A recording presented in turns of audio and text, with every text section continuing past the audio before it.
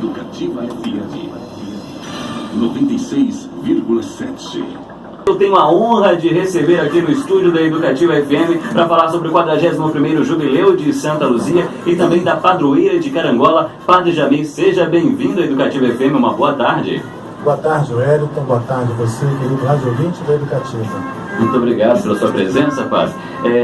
Começou no dia 4 deste mês, né, o Jubileu, 41º Jubileu de Santa Luzia. Do calendário católico, para nós aqui de Carangola, é um dos eventos mais importantes que nós temos, né, junto da Páscoa e também do Natal. Gostaria que o senhor comentasse sobre esse evento que já começou aí pra gente. Então, eu queria dizer que o Jubileu não começou dia 4, começou dia 24 de novembro. É verdade. As imagens, as réplicas das imagens de Santa Luzia percorreram as 38 comunidades pertencentes ao município de Carangola. As paróquias de Santa Luzia, Nossa Senhora Aparecida e duas capelas da paróquia de São Francisco de Assis, lá de São Francisco Glória, que é Ponte Alta, e lá a comunidade de São Paulo Apóstolo de Serra da Batata, somam então 38 comunidades. Santa Luzia percorreu todas essas 38 comunidades do dia 24 ao dia 3. E no dia 4, nós recebemos solenemente então as 4 imagens na porta do santuário, para assim podermos dar o pontapé inicial, né, fazermos a abertura do 41º Jubileu em honra de Santa Luzia. E quem presidiu para a gente esta abertura foi o nosso querido Dom Odilon Guimarães Moreira, que está fazendo esse ano 50 anos de vida sacerdotal e 80 anos de vida biológica. Foi ele então que fez a abertura do Jubileu. A comunidade carangolense, juntamente com as comunidades rurais todas, né, comunidades urbanas e rurais, fizeram dessa abertura uma oportunidade de participação intensa. Então o santuário ficou repleto de fiéis para a abertura do Jubileu de Santa Luzia. E ontem foi o segundo dia, quando a gente teve a presidência do padre Josimar Franco. O padre Josimar Franco é recém-ordenado, trabalha hoje lá nas paróquias de Vermelho Velho e Vermelho Novo, e esteve aqui conosco. E a partir então de agora, então, cada noite nós teremos um padre convidado que fará a celebração, a presidência, né, da nossa novena, focando sempre, a partir, claro, dos textos bíblicos do dia, o tema da exortação apostólica Alegrai-vos e Exultai, do Papa Francisco, sobre o chamado à santidade no mundo atual. A ideia de trazer o senhor aqui hoje me surgiu quando eu estava dentro da missa. Olhei para a imagem restaurada de Santa Luzia, que ficou maravilhosa, ficou impecável. Eu olhando para ela, eu olhava para ela, ela não olhava para mim. Eu olhava para ela, ela não olhava para mim. Aí me veio na cabeça, quem é Santa Luzia? Né? E eu fiquei com aquilo, quem é Santa Luzia? Eu falei assim, poxa, eu vou trazer o Padre Jamil aqui para a gente conversar sobre ela. Mas eu primeiro gostaria de saber o que quer dizer uma padroeira. Por que ela é eleita padroeira de Carangola? Quem determinou?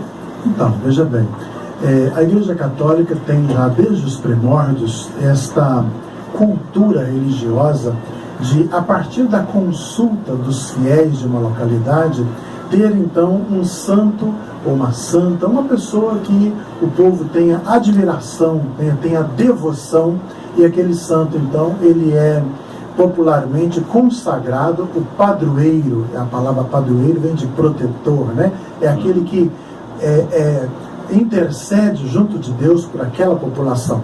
Aqui em Carangola não começou dessa forma. Aqui em Carangola, os primeiros habitantes da cidade, eles já eram devotos de Santa Luzia, então eles trouxeram uma pequenina imagem e colocaram numa pequena capela, mais ou menos realmente onde está hoje, talvez aqui a rádio ou o santuário, porque o primeiro templo católico nem foi o santuário. O primeiro templo católico de Carangola foi a Igreja do Rosário, que nem é onde ela está localizada hoje. O primeiro templo católico de Carangola foi construído onde está o jardim de infância hoje, lá do Helena de Oliveira, né, naquela pracinha. Depois é que ela foi construída um pouquinho mais acima, onde está hoje o templo Nossa Senhora do Rosário. Mas depois então esses devotos que aqui chegaram, naquela época havia o costume de adquirir um terreno para se construir a igreja matriz, e foram os devotos que adquiriram esse terreno que já trouxeram então a imagem de Santa Luzia por devoção deles. E a partir deles então começaram a chamar essa localidade como o povoado de Santa Luzia, até depois receber então o nome de Carangola, e hoje ter então esta essa beleza de festa hoje, né? Não só para o povo de Carangola, como toda a região. Na Diocese de Caratinga é a única paróquia entre as 54 que tem como Santa Luzia como padroeira. Então, hoje é um privilégio. Hoje nós temos fiéis do estado do Espírito Santo, aqui de Douros do Itaiá, de Iguaçuí, que participam aqui conosco, do estado do Rio. Muita gente vem de Porciúncula, na atividade de Campos, dos Goitacazes, né, de Itaperuna, vem participar conosco aqui. E, claro, aqui da região mineira, da nossa diocese, da diocese de Leopoldina, no caso ali de Miradouro, de Muriaé, Leopoldina, muita gente vem então para participar do jubileu, sobretudo no dia 13. Só para a gente ter uma noção temporal, a gente está falando de uma história de mais ou menos 150 anos, né? A paróquia foi criada há 150 anos atrás, né? Há 2 anos atrás, nós havíamos 152 hoje, porque há 2 anos atrás nós celebramos os 150 anos de existência da paróquia. Antes de Carangola ser município, aqui já era paróquia. Antes de ser criada a Diocese de Caratinga, quando aqui foi criada a paróquia, nós pertencíamos à Arquidiocese de Mariana.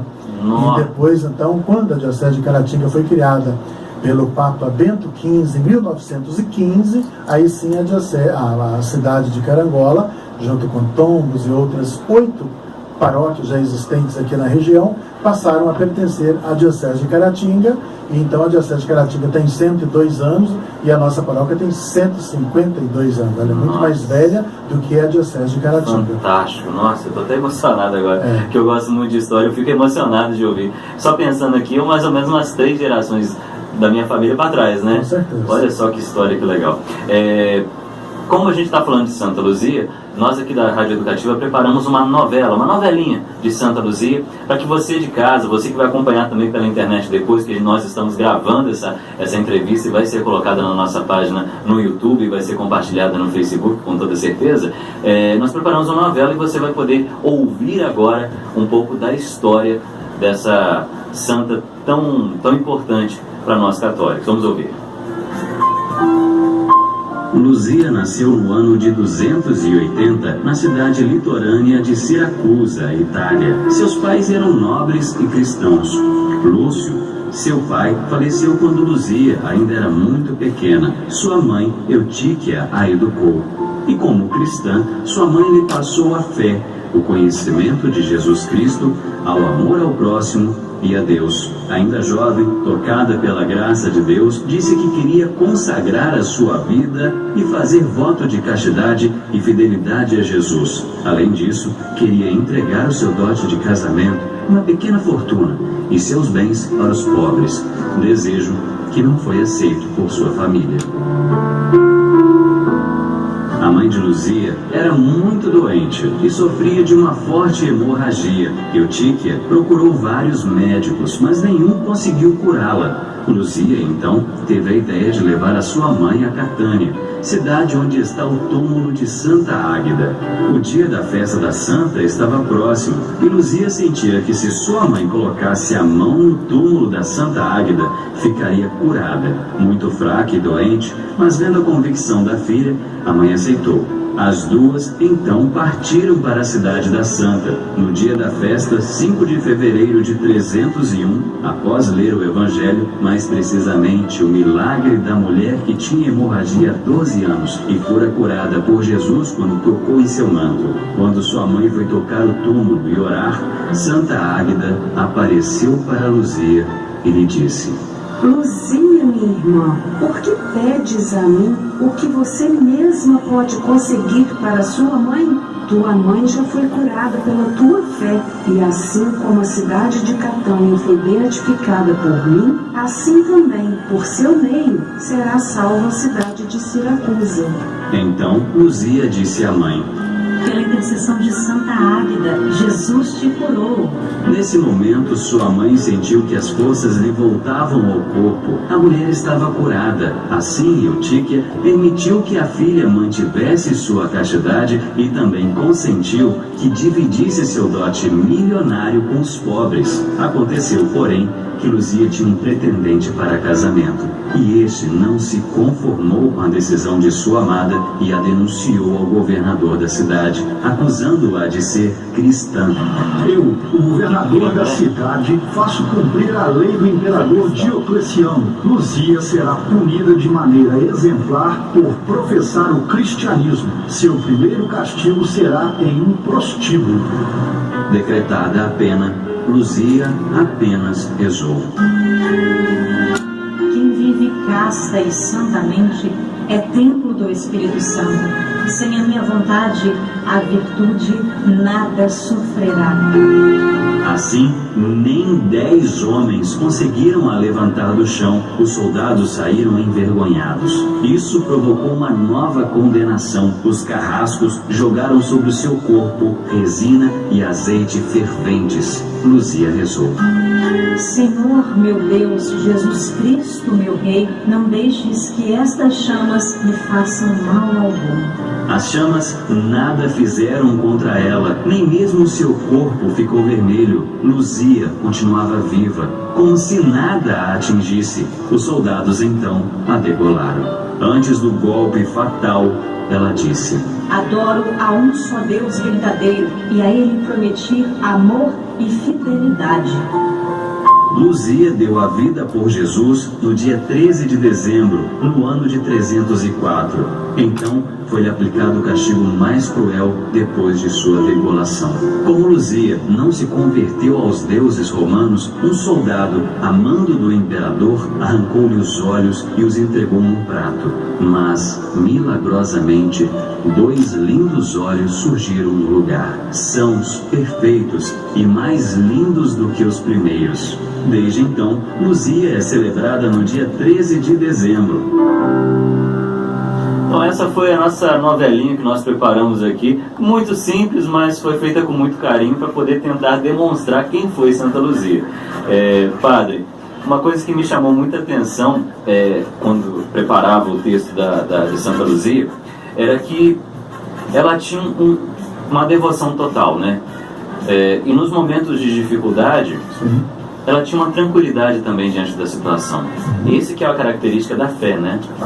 Bom, primeiramente, antes de tudo, eu queria parabenizar a equipe da Educativa por essa novelinha linda. Obrigado. Você foi a primeira, podem vir outras. Porque... Pode, não, virão. Ah, que bom, graças a Deus, porque de fato ajuda você que está nos ouvindo a compreender a história, né, dos nossos santos, e isso faz então a gente ir conhecendo então os chamados heróis da fé. Exatamente, Wellington, a gente sabe que a fé é aquela confiança total que você deposita em Deus, não só nos momentos difíceis da vida, mas é a sua vida depositada nas mãos de Deus. O texto do Evangelho de hoje é muito bonito, que eu meditava agora às 15 horas na novena, e Jesus, no capítulo 7 de Mateus, dizia que a escuta da palavra dele, a prática desta palavra, é semelhante, então, a uma pessoa que constrói a sua casa sobre a rocha. E o contrário, a pessoa que escuta e não pratica, é semelhante àquele homem sem juízo que constrói a sua casa sobre a areia. Depois, qualquer tempestade derruba a casa, ao passo que aquele que constrói sobre a rocha, pode vir tempestades, enxurradas, ventanias fortes, a casa mantém-se em pé porque foi edificada na rocha. Para a gente, fé é isso, é você saber que a pessoa que tem fé, Jesus não promete hora alguma que ela não vai ter problema na vida, que ela não terá dificuldades, nada disso. Ele diz que ele estará do lado para ajudar a carregar o peso da cruz. Então, isso é que é importante. A fé é uma confiança total que nós colocamos em Deus. E é nem se abalar diante da dificuldade. Exatamente. A gente fica hoje olhando os testemunhos de fé que as pessoas fazem na televisão, os testemunhos de fé que às vezes as pessoas querem dar nos grupos de oração. A gente fica meio preocupado, porque às vezes as pessoas não sabem muito bem o que é fé.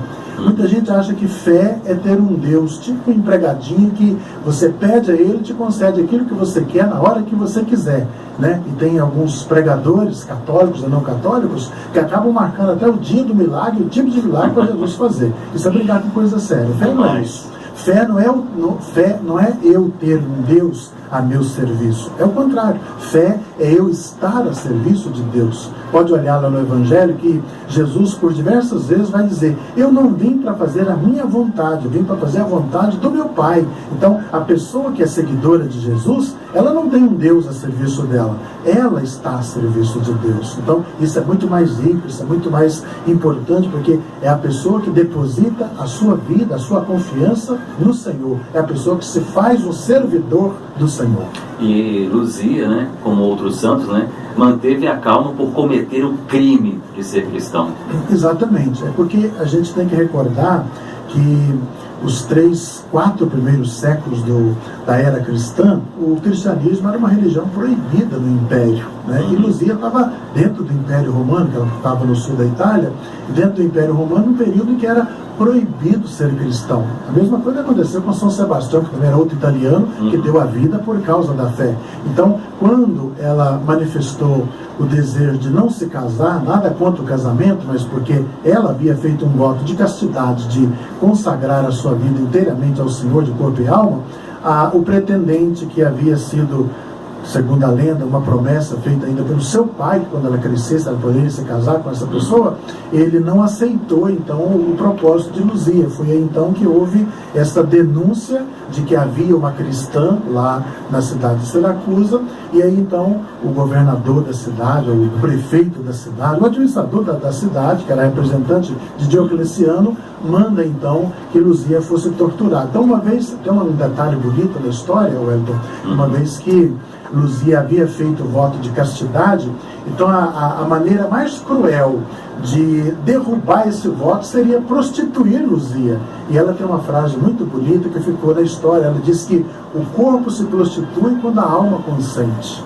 Então, quando ela disse isso, ela desmontou todos os carrascos que estavam na frente dela, porque ela quis dizer que a alma dela não consentia, porque a alma dela já pertencia a Cristo, ou seja, o seu espírito, a sua vida, o seu sim já era para Jesus Cristo. Então, uma vez que ela tem essa convicção, ou seja, nem a morte fez com que ela renunciasse a esta opção de vida. Esse é o tipo de fé agradável a Deus. É uma pessoa que tem uma convicção de fé. Hoje, é claro que não é proibido ser cristão, pelo menos aqui no nosso país, né?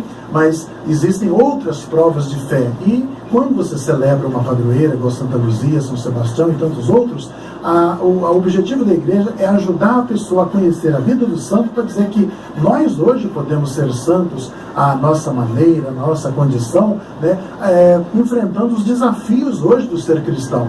E hoje os desafios são outros. Não é proibido ser cristão, mas muita gente acaba então tendo a dificuldade de realmente colocar em prática aquilo que o Evangelho pede. E hoje, onde a gente vive no mundo da subjetividade, ou do subjetivismo, né, muita gente quer ter um cristianismo vivido a partir dos seus conceitos, dos seus critérios. E esquece que o critério tem que ser o critério do Evangelho. Os conceitos têm que ser os conceitos pregados, ensinados por Jesus, e não os meus.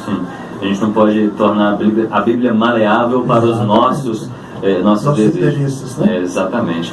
Padre, e ela, por causa dessa tortura, ela é considerada a intercessora dos olhos também, né? Exatamente, né? Porque o nome Luzia vem de luz, né? Lucia em italiano, né? Vem de luz, né? E os olhos são a luz do corpo, como vai dizer o Evangelho, né? E então, por isso, ela é consagrada pela Igreja Católica como a padroeira dos olhos. É claro que dentro daquela história da novela, a história do arrancar os olhos e nascer outros, tem um pouquinho de lenda dentro disso, né? A igreja lida sempre com a história real e tem algum ponto de lenda. Igual o santo que é celebrado hoje. Hoje é celebrado São Nicolau. São Nicolau era o bispo que vestia-se de roupa vermelha, um bispo de barba grande, que hoje virou Papai Noel. Então hoje é que é o dia dele. E o São Nicolau, há uma lenda de que na sua infância, nas sextas-feiras, ele não mamava, por exemplo, desde a sua infância. O primeiro banho que ele recebeu, ele já ficou em pé dentro da bacia, na época era bacia, ficava em pé dentro da bacia e já começou a louvar a Deus. Então, para mostrar assim, ao lado da história, né, um pouco de lenda que se faz em torno da heroicidade da pessoa na prática do amor a Deus, na prática da fé. E Luzia foi essa, então, que dentro da sua dentro da sua história, né, foi consagrada pela Igreja Católica, então, como a protetora das vistas. E aqui em Carangola, andando por aqui dentro desses quase 7 anos que aqui trabalho, eu já encontrei, Wellington, muitas e muitas pessoas que dão testemunhos de cura da visão, né, por intercessão de Santa Luzia. Eu tenho um caso na família. Eu tenho um caso na família que a gente acredita que é por intercessão de Santa Luzia.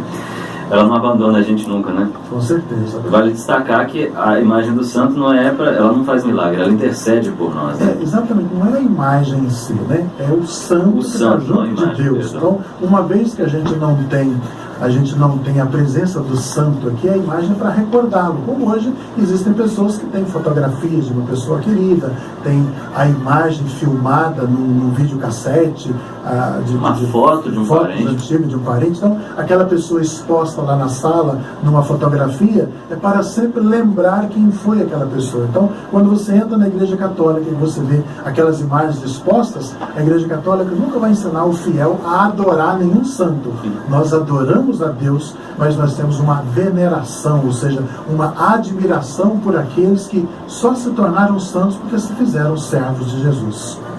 Então a gente está passando por esse período aí de comemoração do 41º Jubileu de Santa Luzia e ainda tem muita coisa para acontecer aqui na nossa comunidade, né, Padre? Eu queria destacar pelo menos três ideias importantes em torno do Jubileu. Primeiro, claro, o primordial é a novena, todos os dias, feita aqui pela Educativa às 15 horas e à noite pelo celebrante ou pelo presidente da celebração convidado por nós. Cada noite vem um padre diferente para presidir a Santa Missa e no final fazer então a oração a Santa Luzia. Isso todos os dias até o dia 12.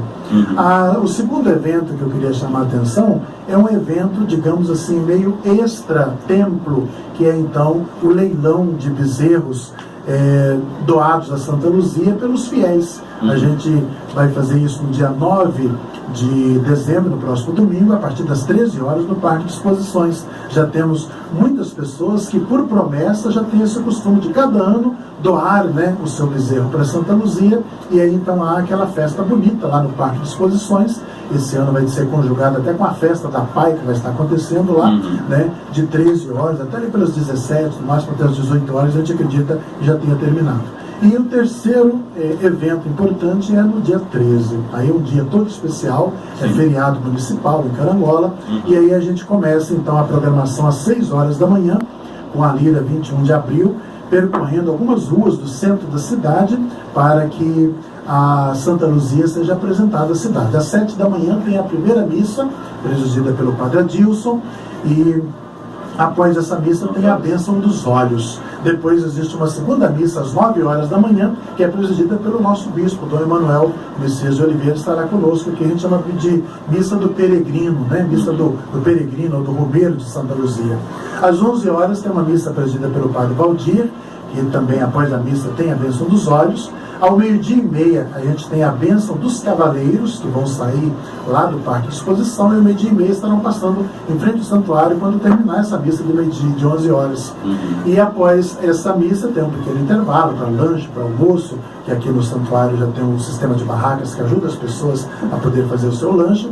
E às 15 horas tem a missa presidida pelo Padre Willis, que nessa missa a gente faz também o envio de todos aqueles que vão dirigir a novena de Natal. A gente termina em Santa Luzia e já tem a preparação das famílias para o Natal do Senhor. Depois das 18 horas temos a missa de encerramento do Jubileu, celebrada por todos os padres, né? Padre Adilson, Padre Valdir, Padre Willis, né? Estarão conosco. E, se o tempo permitir, então a gente faz aquela procissão de Santa Luzia, que esse ano a gente quer fazer uma procissão luminosa. E no sistema de som, esse ano, a gente tem uma novidade para melhor, né? A gente vai ter algo que a gente vai apresentar no dia que com certeza vai agradar muitos fiéis. Então é surpresa ainda. Opa! Isso, tô ansioso já. Tô curioso para saber. E após então essa procissão luminosa, a gente tem um grande show com um padre que mora lá na Diocese de Januária, o padre Juliano Maria. Ele nasceu aqui em Manhuaçu, mas ele trabalha lá na Diocese de Janaúba, Janaúba, lá no norte de Minas, e ele vai estar aqui fazendo um grande show. Ele é conhecido como o Padre Sanfoneiro, né? E aí vai estar com a equipe dele aqui fazendo o show de encerramento do Jubileu de Santa Luzia. A gente vai em um monte de festa, um monte de show, por que não, né? Vai ser uma diversão muito boa e com certeza falando do que interessa, né? Que é Deus e da Palavra de Cristo. Show de bola. Conversei hoje aqui com o Padre Jamir, pároco do Santuário de Santa Luzia. Prazer imenso trocar essa ideia com o senhor, conversar um pouquinho. E para encerrar, né, gostaria que o senhor fizesse o convite para que as pessoas possam vir comparecer esse evento realmente de família que acontece aqui no santuário. Então, a gente fez no primeiro dia um convite para que cada noite o fiel que estava na igreja trouxesse mais um fiel e assim pudéssemos então ir fazendo com que o nosso santuário ficasse cada vez mais repleto de fiéis. E realmente está acontecendo. Então, o que a gente quer fazer é convidar com muito carinho você que ainda não veio, né, vir participar desses dias de bênçãos e de graça. Os padres que estão vindo estão preparando muito bem as homilias, as reflexões, dentro da encíclica da exortação apostólica, aliás, do Papa Francisco, Alegrai-vos e exultai-vos, sobre o chamado à santidade no mundo atual. E uma vez que estamos celebrando Santa Luzia, estão meditando a respeito da santidade que cada um de nós é chamado a praticar, como convite do próprio Jesus: sede santos como o vosso Pai Celeste é santo. E aí a gente queria convidar você que ainda não veio, que pudesse vir e participar conosco. Quem mora fora de Carangola, que é mais difícil, a gente tem domingo às 7 da manhã, às 9 da manhã, 2 missas, e depois a missa às 19h30. E depois, claro, no dia 13, a partir então das 7 da manhã, o dia todo estarem aqui conosco para podermos homenagear, festejar e, sobretudo, celebrar a nossa fé, tendo então Santa Luzia como esse modelo de fé. Muito obrigado pela sua presença hoje aqui no Estúdio Educativo e trazer toda essa história e o esclarecimento sobre Santa Luzia. Muito obrigado e uma boa tarde para o senhor. Que bom. Boa tarde para você, nosso rádio ouvinte, e nós aguardamos você aqui no nosso jubileu. Boa tarde.